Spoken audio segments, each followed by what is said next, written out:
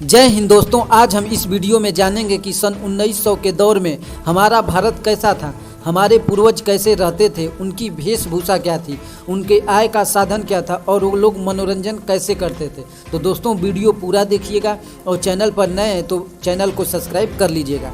दोस्तों हम सभी जानते हैं कि हमारा प्यारा भारत सन 1947 में आज़ाद हुआ था।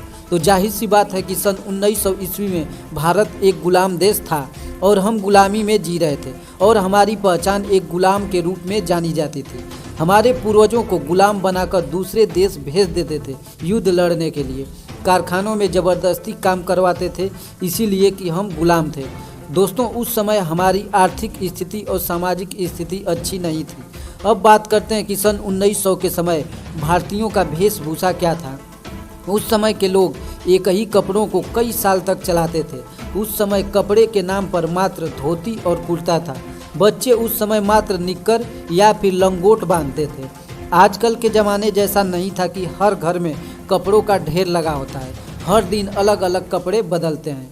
औरतों की बात करें तो औरतें सूती साड़ी पहनती थी, वो भी एक ही साड़ी था जो उसी को धोकर बार बार पहनती थी। यदि साड़ी अथवा धोती फट जाने पर उसको फिर से उस जगह पर दूसरा कपड़ा लगाकर सिल के पहन लेते थे। जरा सोचिए, उस समय पहनने को कपड़े नहीं थे। हमारे भारत का ऐसा हाल था। सन 1900 के दौर में अंग्रेज सब कुछ लूट कर ले जा चुके थे। उस समय तक भारत एक गरीब देश के रूप में जाना जाने लगा था और यहाँ के लोगों के हालत बहुत ही खराब थे।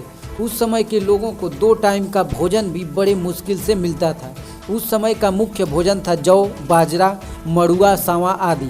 उस जमाने में आटा पीसने के लिए कोई मशीन नहीं हुआ करती थी।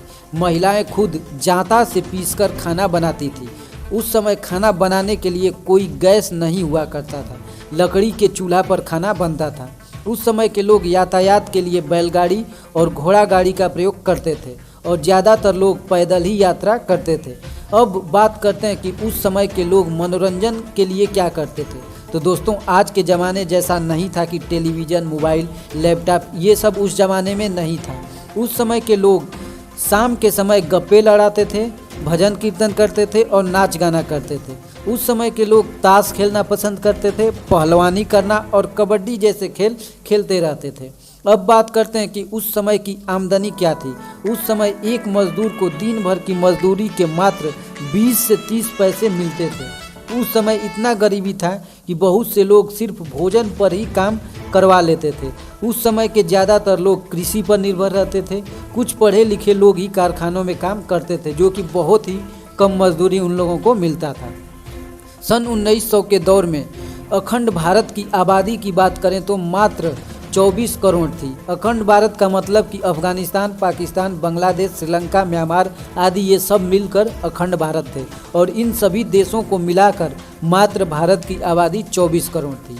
आप इन बातों से अंदाज़ा लगा सकते हैं कि सन 1900 में हमारा भारत कैसा था। तो दोस्तों यदि ये पूरी जानकारी अच्छा लगा हो तो प्लीज़ चैनल को ज़रूर सब्सक्राइब कीजिएगा।